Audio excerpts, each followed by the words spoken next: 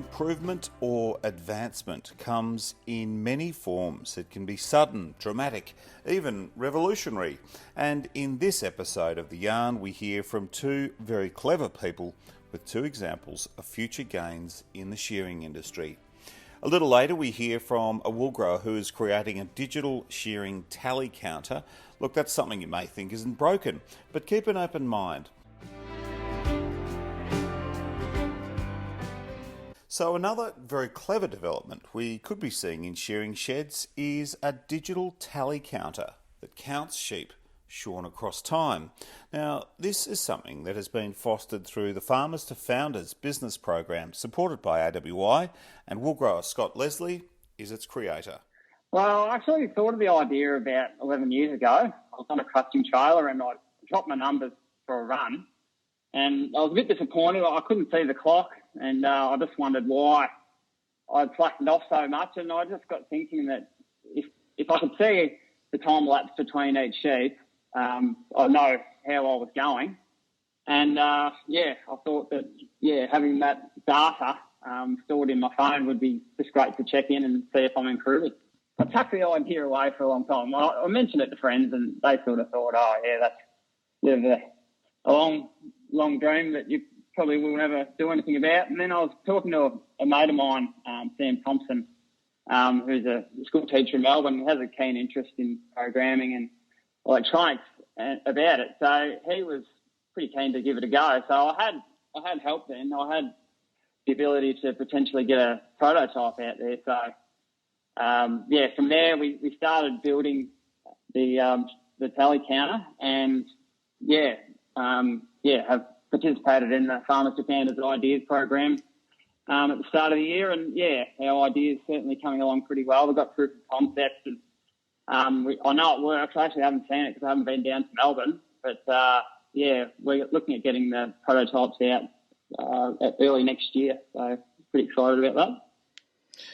So the idea really stemmed from your own personal experience of not getting enough feedback as a shearer or a crutcher in that instance. So is it a sense that the manual clickers don't give you enough information or are not reliable enough? Well, I've had to do a lot of interviewing, Marius. Part of the F2F course was to interview 25 stakeholders of the wool industry, and I was directed towards the end to, don't worry so much about anyone else that's not a shearer. A lot of shearers were certainly not worried that much about the clicker. They're pretty good machines. Some people only get 3 months out of them. One guy had 15 years use out of his, so he's pretty happy with it. But I just think that it's a bit like having a weather station in a cropping program. It's just good to have data. A shearer being able to look at his counts and, how many minutes he's shorn for the year, and just to know how many sheep he's shorn, would be a good thing just to, they can do whatever they want with it. Whether they reckon it's good to go to a certain area to shear, or whether that new technique that the instructor taught them has helped them, or that those combs and cutters, are they as good as what he was using 3 months ago, or the hand piece? They can just look back and just see, what's actually happening. And also, can act as a resume if they want a job with a contractor from a long way away that doesn't know them, or even some blokes that I interviewed, they reckon they've probably shorn 1 million sheep and they don't know for sure, but they would like to. So I think it would be it certainly wouldn't harm anyone bringing a Bluetooth counter into the wool industry. So is it a tool for shearers or for wool growers? Who buys it? Well, that's the thing. You can do anything with data. And at the start, I thought everyone can use it because, having a live count, might help the farmer because he might know how the shearers are going, and he better get those sheep in before, start emptying out, or even people in the industry, analysts and whatnot, might be able to tell how many sheep are in certain areas. But really, we've got to take it back to basics, and it's all about the shearer. And we just wanted to, just give them something new, and just something to, I guess, young people as well, they look for something new. all the time, and they like data, as you see with ASBVs, with young sheep farmers. So, yeah, we're just going to see how this goes. And, currently we've got 11 beta testers, willing beta testers. They still need to be interviewed, but they've filled out an expression of interest sheet.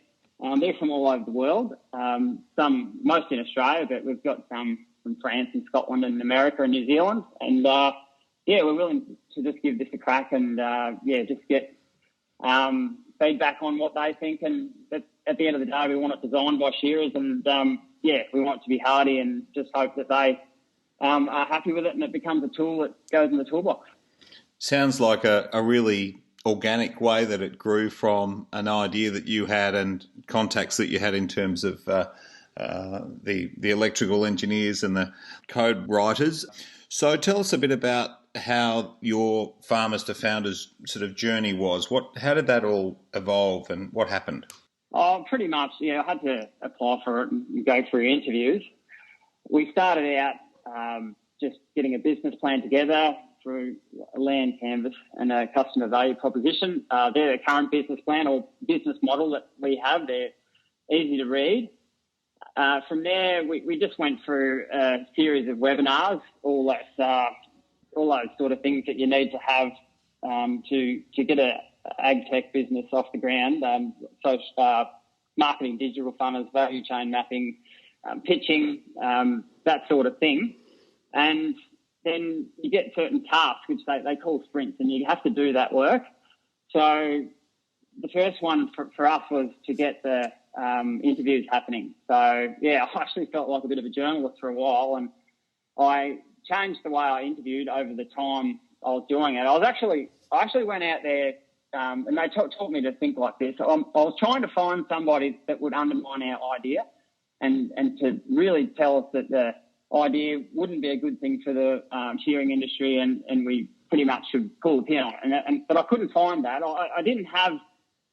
I really didn't have, anyone that said, oh, geez, I'd really love one of those. But I did have a few people that were like, yes, I'd certainly give it a try. So that was the interview process. And then we went to other workshops where we learned to make a website and we learned to make brochures and use just apps on the internet like Canva, Hootsuite, and those sort of apps that just make having a startup a lot easier. And then from there, it was pretty much a purchase test. We used the Facebook page of Shearing Global and Shearing Worldwide, and we got some really good feedback. And I didn't hear anyone that undermined our ideas, so our idea's still alive and well. Sounds like it's been a fascinating process, becoming sort of a critical thinker of your own business idea and then having the business acumen as well through the Farmers to Founders and being able to interview those stakeholders through a critical eye. What an interesting thing to go through. It certainly was. And I couldn't thank Farmers to Founders enough. I haven't probably elaborated on everything they did. Like we had access to an IP lawyer just for a half an hour session, and we just wanted to make sure we weren't going to end up in a lawsuit or, something like that by pursuing this idea. We had our own business coach. My business coach was Sarah Nolet she's actually from Silicon Valley, the home of innovation. So it was interesting to just be able to chat to her, and I actually had a squad of guys that were in ag tech and they were from all over Australia, and we'd just catch up every couple of weeks, and we still do catch up occasionally and just try and hold ourselves accountable and just making sure we're all, doing okay, because it can be a pretty lonely life being an entrepreneur. So, it's good to just meet other people that are trying to do the same thing. Our job is just to get this counter, a hardy, tough machine that can just count time elapses, essentially. And what happens with those time elapses is up to them. If they want to know, compare themselves to other shearers, if they want to, be able to compare gear, compare, places they've worked, or just, challenge themselves against shearers in other countries. It's endless or even, I don't know, this is a long shot, but maybe creating an accounting program, potentially that could work. I don't know. But one idea we are going to go forward with is creating an automated invoice system, and that's really just for, shearers to go out and just shear 20 or 30 sheep at cocky sheds or, blokes on ram trailers. They can hopefully be able to just press a button and email the invoice to the farmer. So, it's really, either just making it easier or just more enjoyable. That's what we're aiming at. It sounds quite fascinating. I mean, you initially think there isn't a problem to be solved there, but the more you think about it, the more there are opportunities that stem from this. So the big questions, I suppose, really are, when do you hope to have these on the market, and what's the cost that you're shooting at? Well, that's one thing that, one of the Farmers to Founders mentors, he mentioned to us, he said, don't make promises that you can't keep. So I would like to think it's going to be towards the end of next year. We certainly have to have a fairly rigorous prototype phase because, as I mentioned earlier, first impressions are a big thing. So I'd hope it's towards the end of next year that we're, we have these available. And in terms of cost, what are you shooting for there? Yes, well, 150 is roughly around the mark. I think that's reasonable. But that's certainly, going to be determined by the cost of, I guess. We have to make money out of it, but also what the beta testers say.